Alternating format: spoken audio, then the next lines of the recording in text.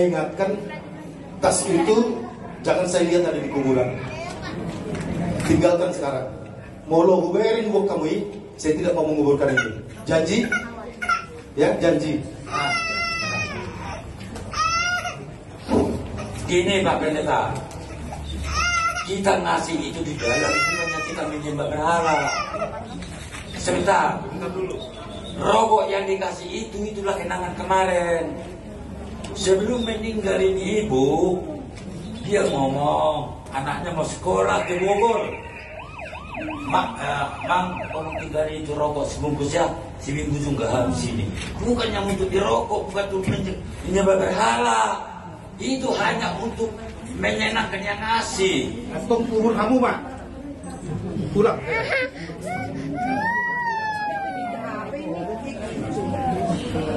Oke, kekerasan kita. Bukan. Saya pendeta. Terus siapa? Oke, kekerasan kita.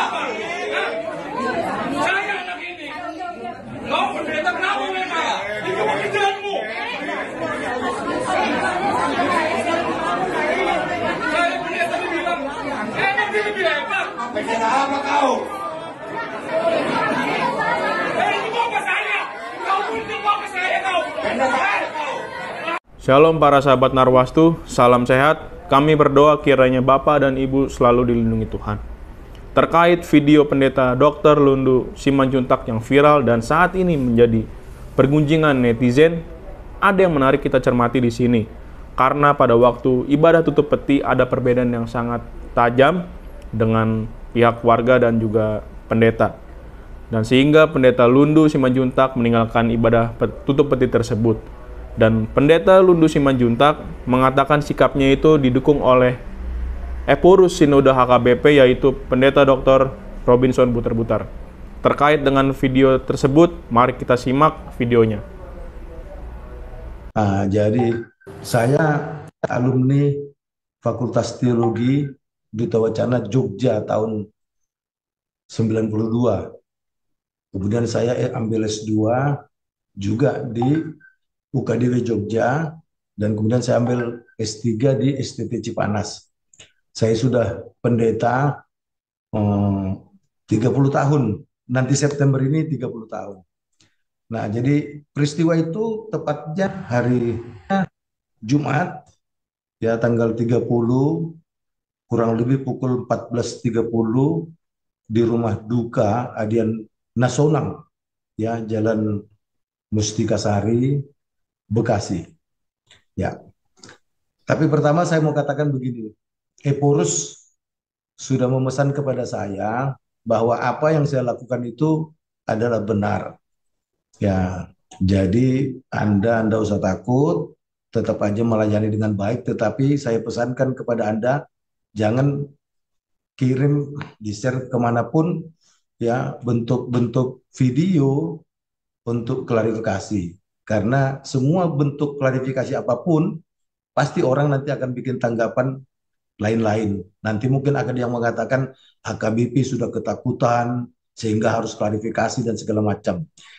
Nah, setelah selesai khotbah, kemudian kita menyanyi. Pada saat menyanyi, diberikan kesempatan kepada jemaat untuk melihat jemaat terakhir sekali.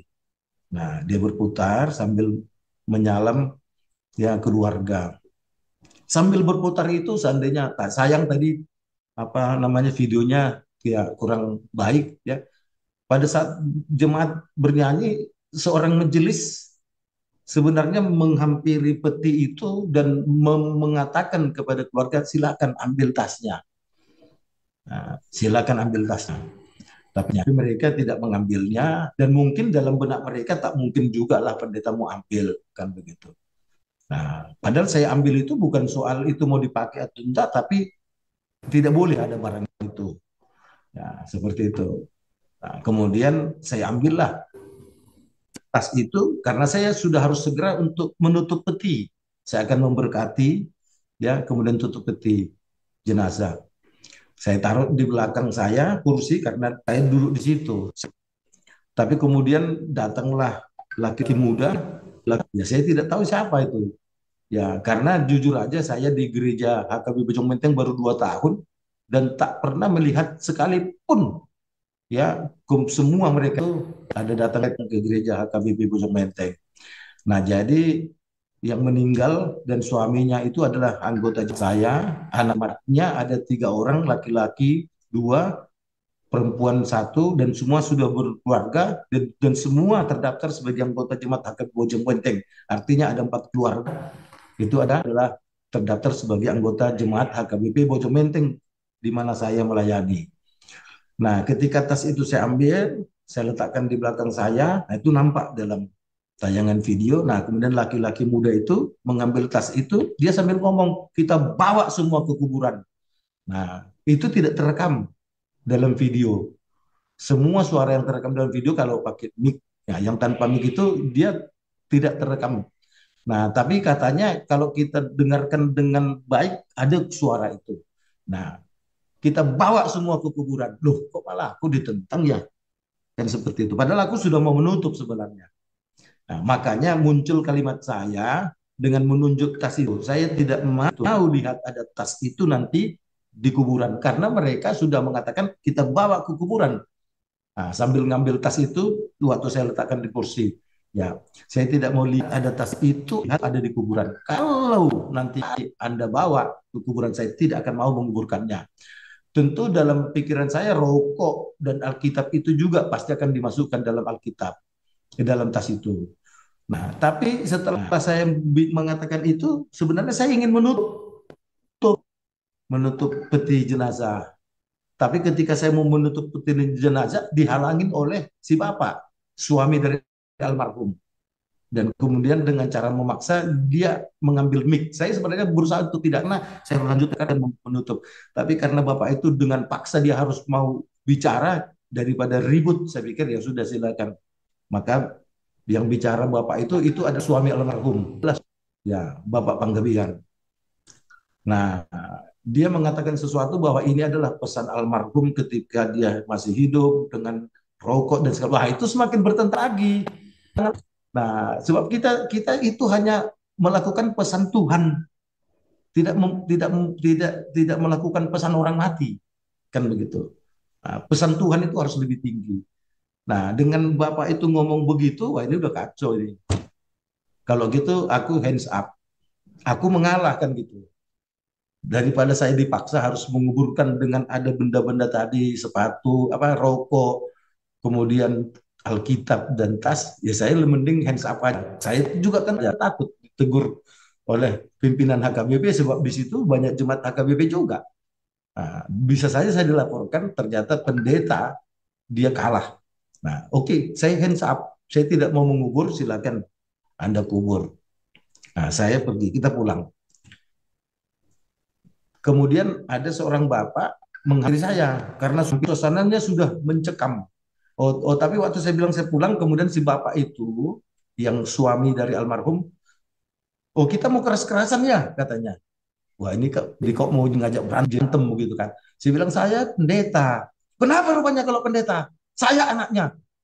Memang ada apa dengan pendeta? Wih ini kok selama hidup jadi pendeta gue baru ini ngadapin jemaat kayak gini kan gitu. Dan saya tidak kenal itu siapa gitu loh. Dan apa pekerjaannya saya tidak kenal.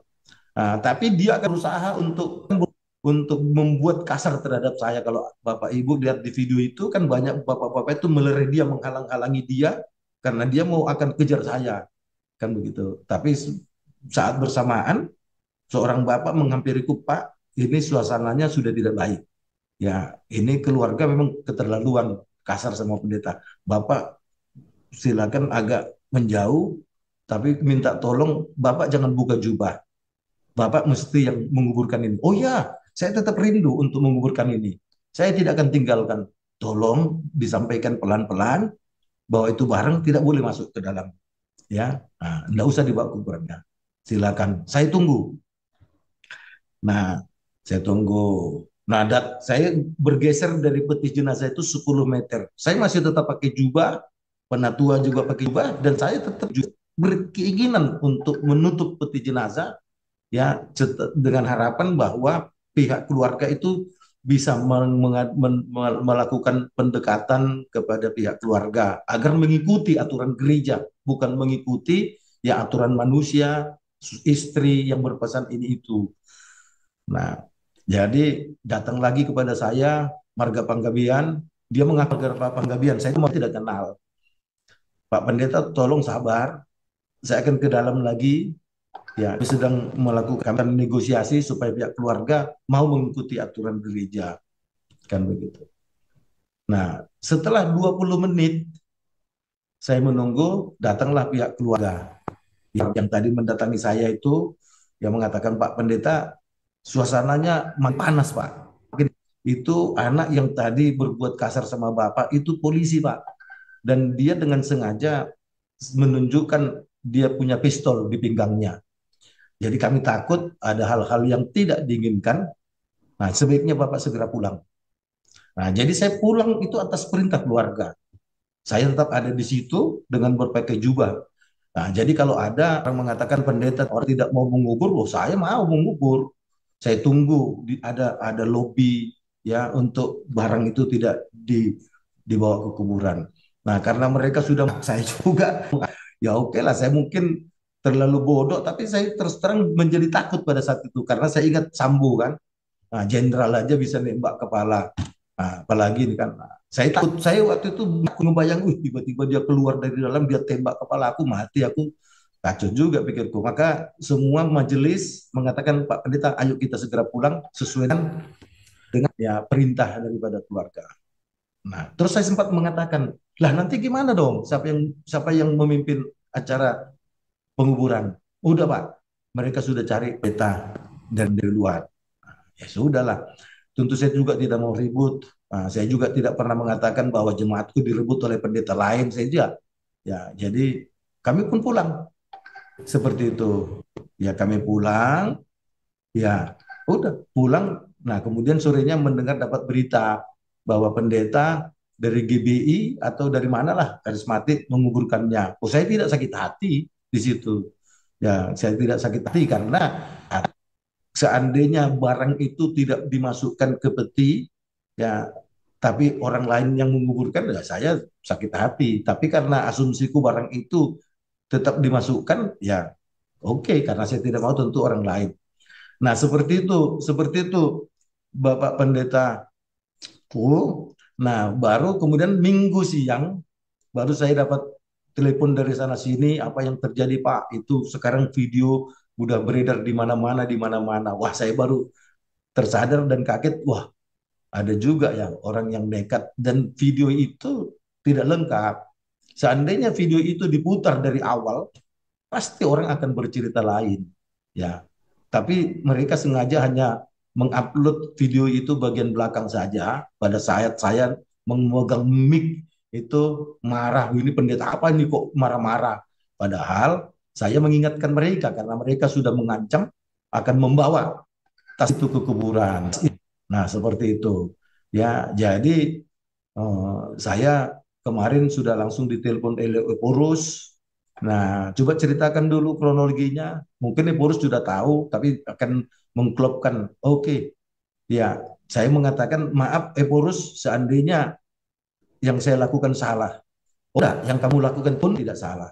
Kamu telah melakukan amanah kependetaan HKBP dan sesuai dengan apa yang sudah dituliskan ya oleh aturan HKBP yang dalam buku ini tadi. Nah, jadi di sini semua ada di sini, termasuk tidak boleh memasukkan Alkitab dan segala macam. Dan itu bukan hanya kepada ibu itu ya atau kepada yang kemarin. Setiap pendeta HKBP akan mengubur pasti peti jenazah akan diperiksa dan itu juga saya lakukan terus-menerus. Jadi begitu Bapak, saya sangat senang ya saya diundang untuk ikut Zoom. Nah, nanti jam 8 ini saya akan pimpin ibadah keluarga. Cuma karena rumah yang akan menjadi tuan rumah untuk ibadah keluarga itu dari rumahku hanya cukup 5 menit. Nah, oke lah. Nah, saya sudah persiapkan semua. Saya yang pasti saya bangga. Saya diundang di sini Zoom. Nah, paling tidak Bapak Ibu tahu ceritanya sebenarnya. Jadi saya tidak meninggalkan, ya saya tetap di situ. Ya saya masih berharap mereka mau didamaikan, tapi ternyata mereka tidak, makin mengganas. Saya tidak pernah berpikir untuk mengambil tas harga mahal. Saya pun tidak tahu itu tas itu harga berapa. Saya tidak pernah memikirkan uang karena pendeta HKBP sudah digaji bulanan. kami sudah gaji dari pusat, ya kami tidak pernah berpikir uang. Nah, seperti itu. Jadi kalau ada tuduhan-tuduhan, ya pendeta sekarang sudah mata duitan, ya akhirnya Tuhan mengampuni. Oke, para sahabat Narwastu, itulah video yang sudah kita simak dan kita lihat. Kiranya Tuhan selalu memberkati para sahabat Narwastu dan Bapak Ibu sekalian. Tetap kami ingatkan kepada para sahabat Narwastu dan pemirsa sekalian untuk terus mensupport Narwastu dengan cara mensubscribe, like, dan komen, dan serta share video-video Narwastu. Tuhan Yesus memberkati kita sekalian.